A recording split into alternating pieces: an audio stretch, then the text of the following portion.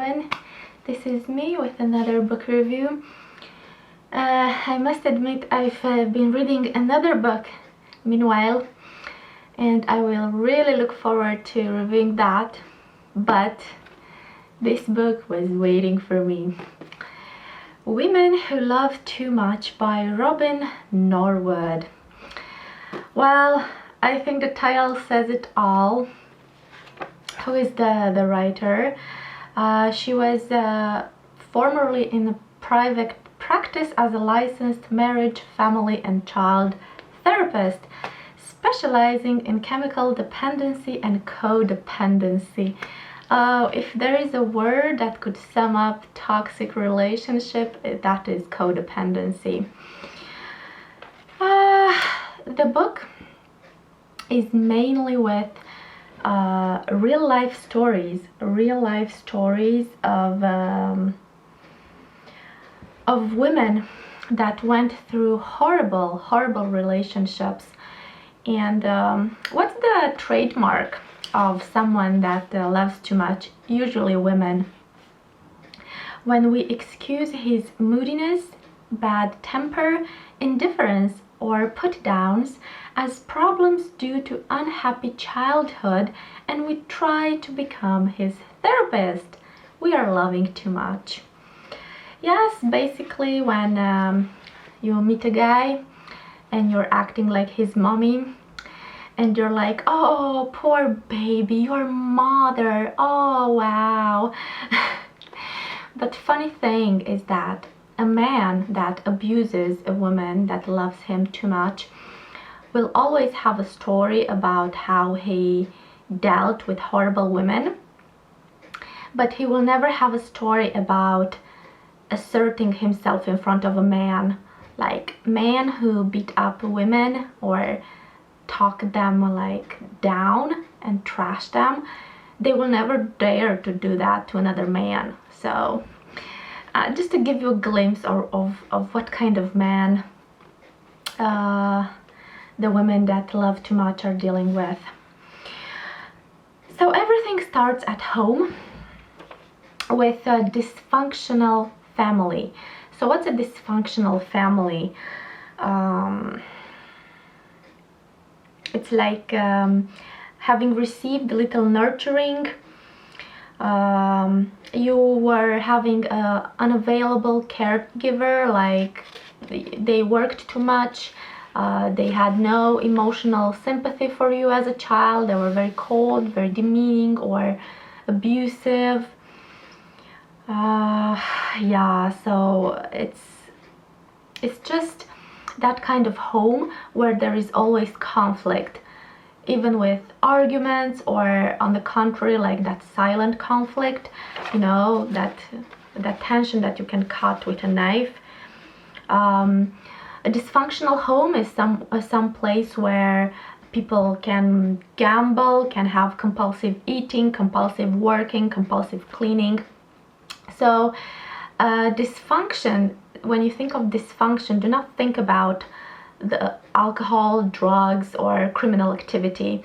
A perfectly tidy house where you have an authoritarian mother, like a nagging one, it's also dysfunctional. And where the father just sits like a piece of, I don't know, wood and not reacting. Battering, inappropriate sexual behavior, parents who are competitive with each other or with their children, extreme rigidity. So yeah,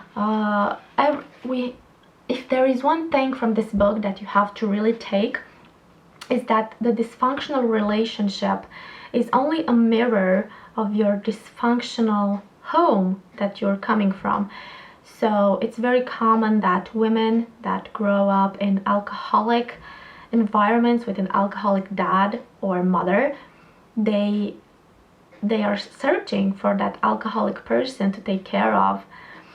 So it all comes from childhood. As long as boring and cliche it sounds,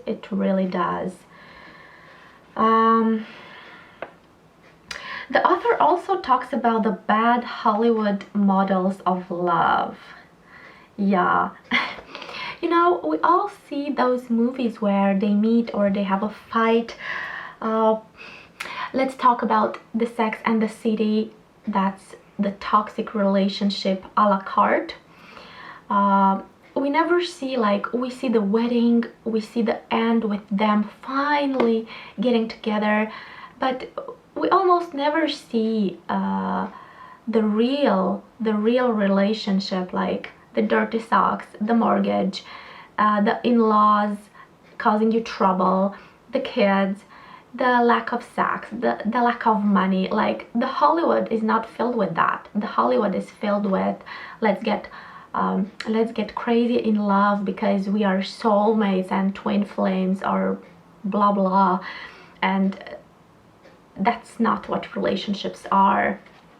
So yeah, I think it's right to also blame the Hollywood for making movies that make teenagers believe that a guy stalking you is sexy or is love, or a guy picking you, finally picking you after he cheated you with 10 women, that's love, like he realized his love for you. That's a bunch of crap. And I think that a dysfunctional home plus watching a lot of Hollywood movies is disaster in relationships. Yeah.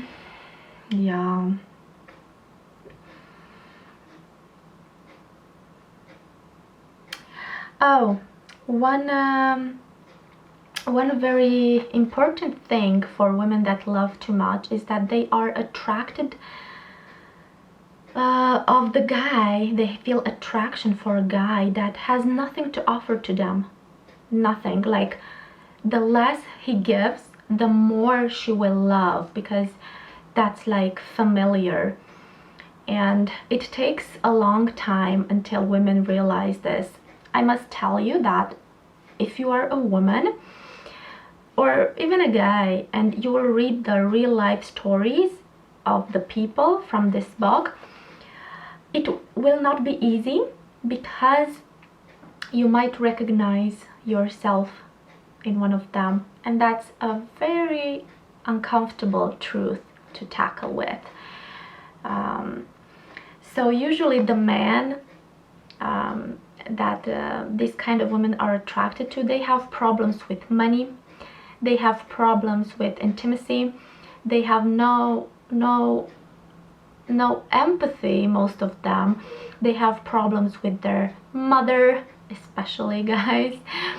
They have problems with everything, and that is the signal for the women that love too much, that, oh, this guy needs to be saved.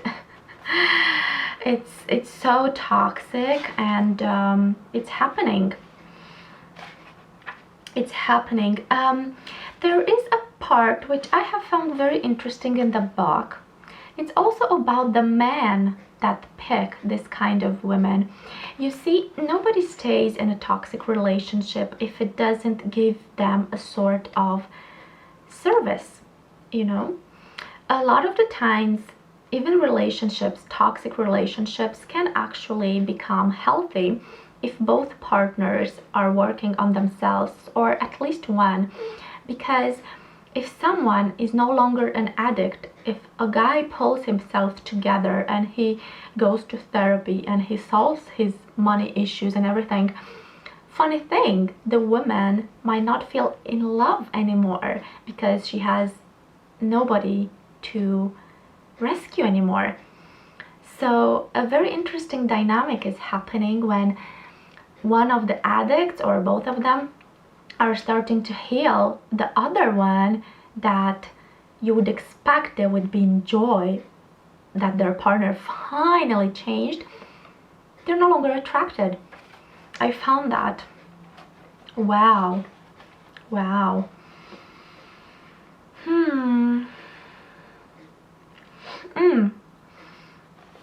This is one of my favorite quotes from this book. there is a major difference in the inner dialogue that a woman that loves too much has, and the dialogue that a healthy woman has with herself when she meets a guy. The healthy dialogue would be, are you someone with whom I can have anything in common? Can I benefit in any way from cultivating a friendship with you? Are you fun to be with? So a healthy woman would first ask, like, how do I feel about him? Not if he likes me, no. How do I feel? Do I even like him as a person? Do I like that he's rude, that he's cursing, that he's talking trash? Like, no. But the dialogue changes in case of toxic relationships and in case of women that love too much. Do you need me? This is the question. This is the question that women that love too much ask themselves if the guy needs them. And the guy is secretly asking himself, will you take care of me and solve my problems? Is the silent query behind the spoken words of the man who would choose her to be his partner. Yeah, so there are a lot of men who are searching for a second mommy. They're not searching for a woman, for a lover, and they wouldn't even know how to behave with a woman if he would have to. And no healthy woman would pick such a guy. So it's a very vicious circle.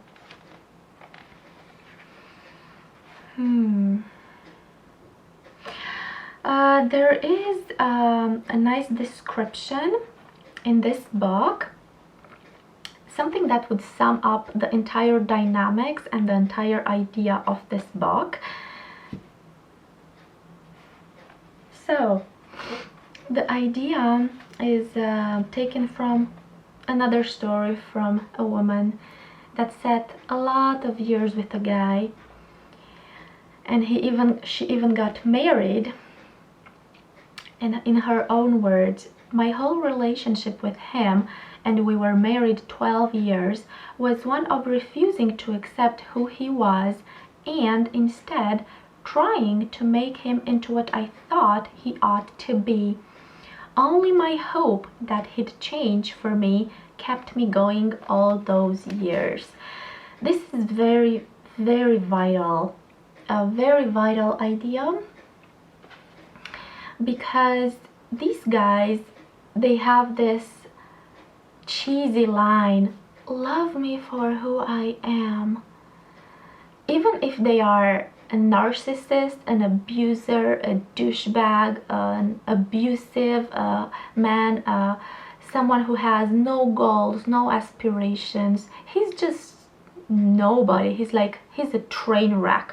He's going down and he will take you with him, but he wants to be loved for who he is. Like, he wants his abuse and his darkness to be accepted. No way. But a woman that loves too much will take on the project and will be more than happy to wait until he manages to put himself together. Guess what, honey? He might never will. He might, or he might never will, but are you willing to waste 10, 20, 30, a lifetime waiting for this guy to become what you think he should? Like, maybe he doesn't. Maybe he doesn't even want to level up. Maybe he just wants to stay there in his filth and drag you. But a lot of the women cling onto the illusion of what it could be. This is the main personality trait of the woman that loves too much, is that she does not see the real person. She sees the projection of a better version of the dickhead. So it's super, super sad, but super true. And a lot of women actually they only manage to get out of a relationship like this when their own health was in danger, when their own life was in danger, when that guy took advantage of them so much that they were no longer, like, they lost themselves near this kind of guys. And as sad as it may sound, and I don't want to put people down, like, we all go through moments in life, but a guy that shows no sign of wanting to be better, like, let him go downhill, but without you, because there's no point for two people to drown. Like, yes, there are men who are going through depression, through bankruptcy, through a job loss, through toxic parents, but they do something about it. And there are also guys that do nothing, do absolutely nothing, but they will, every time you want to dump them or leave, they're like, I wish I would find someone to love me as I am. I'm like, yeah, just dump them and let them find that unicorn, because this is like the lure of this kind of guys. They will lure you with this, like, oh, you are not good enough to love me as I am, I'll find another one.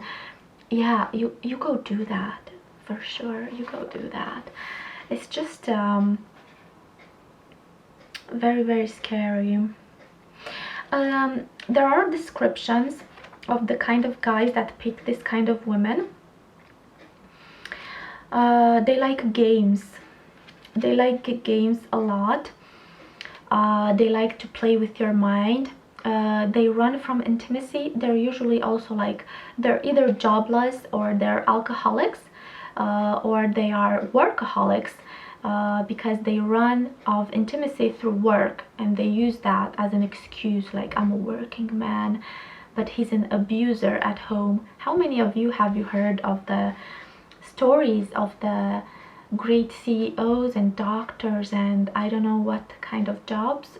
They were absolutely marvelous at work, but at home they were monsters, like monsters, you know. So yeah, a guy that is out of touch with himself, that was probably raised by really bad caregivers, like caregivers. It's a vicious circle. But the most important thing is that you don't have to wait for the guy to heal. You can remove yourself from this kind of interactions by starting to work on yourself and parent yourself. And I really like the there is a small graphic of how this kind of loving too much process and recovery. You have to go through the process, and you have to start to offer to yourself what you are giving to the other. You have to start to parent yourself, because you are picking, if you're a woman, you are picking these guys because you're trying to parent them, but you should offer that to you. Imagine if you were to invest all those money, because there are women who help men with money, energy, love that you're giving to that ungrateful prick. What would happen if you would invest it in yourself? Just ask yourself that. Just ask yourself what would happen. And also, like, try to discover your hobbies, try to discover who you really are and what you want to do, and if he even fits in your life vision. There are a lot of tips, like cultivating really meaningful interactions, cultivating positive interactions. And the women that love too much have to learn, and they need to learn, that we can be the source of good things in our lives. You don't have to cling to someone to offer you one small piece of candy once a year. Like, you don't need that. You don't need that. You have to offer it to yourself. So until you can give yourself permission to be more free and easy, you'll need him to create the fun and excitement in your life. Ironically, the less you need a partner, the better partner you become, and the healthier partner you will attract and be attracted to. So, the secret to help this kind of women is to become selfish, actually. Becoming selfish is a necessary exercise in letting go of martyrdom. Yeah. Your goal has to be your highest self. You have to think of yourself. You have to stop focusing on, and I hear a lot of women, he's an alcoholic, I have a horrible life because he never stand up to his mother, I have a horrible life because he never tells me that he loves me, he never spends time with me. So you're always focusing on him, and that's wrong. That's wrong. If you're a woman, start focusing on yourself. Like, it's really tough because you're gonna feel guilty, but do feel guilty. Do feel guilting. A very good quote. If the role changes are too difficult for the man in your life, he may leave, searching for someone else who is the way you used to be. So you may not end up with the person you began with. On the other hand, it's ironic that as you become better able to nurture yourself, you may find that you've attracted someone who is able to nurture you. As we become healthier and more balanced, we attract healthier and more balanced partners. As we become less needy, more of our needs are met. As we give up the role of super nurturer, we make space for someone to nurture us. Beautiful. The idea is, guys and women, it will be very useful for a guy to also read this kind of book if he wants maybe to understand what he has done to a lot of women in his life. What's important to take from this book is the fact that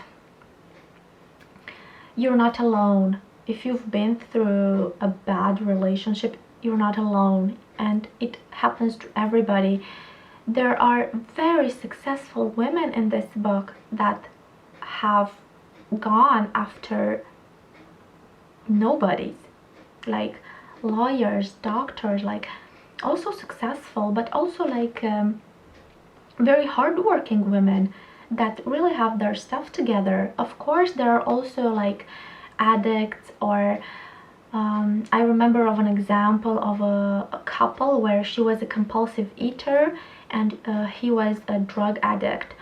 So she would eat a lot and get gain a lot of weight. He would get hide up, like, you know, get high. And when he started to give up drugs, she no longer found him attractive, you know.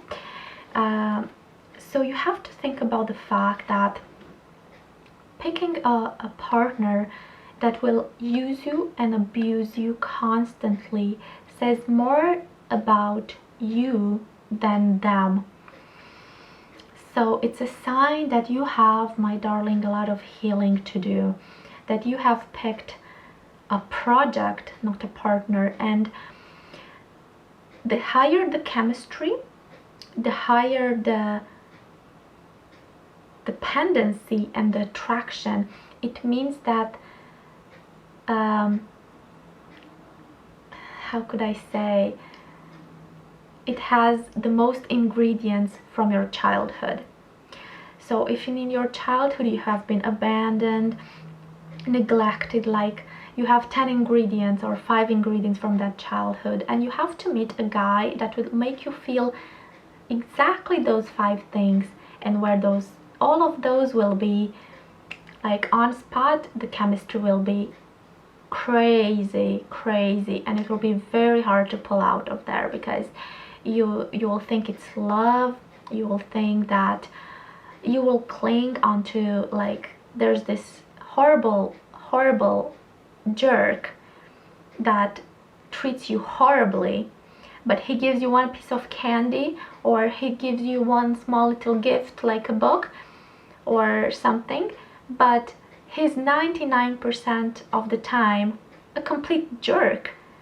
So you let this buffoon to fool you because he gives you one piece of candy at the end. I mean, they're like ready to beat you up and drag you down and push you to the cliff, but they're giving you a piece of candy, and you suddenly love them. It's like if someone would come with a knife and ready to stab you, but they will give you candy, you'll be like, "Aw, he loves me." That's the kind of distorted thinking of the women who love too much. They don't know how to parent themselves, and they offer the guys the very things they would need to be offering to themselves. So this book will teach you how to reparent yourself. It will teach you to see yourself through the eyes of the women that went through the same shit you've been through, because a relationship with an abusive guy, it's horrible. And yeah, you need to invest all of your energy into you. Become selfish, become self-absorbed, become interested in you, because life is short.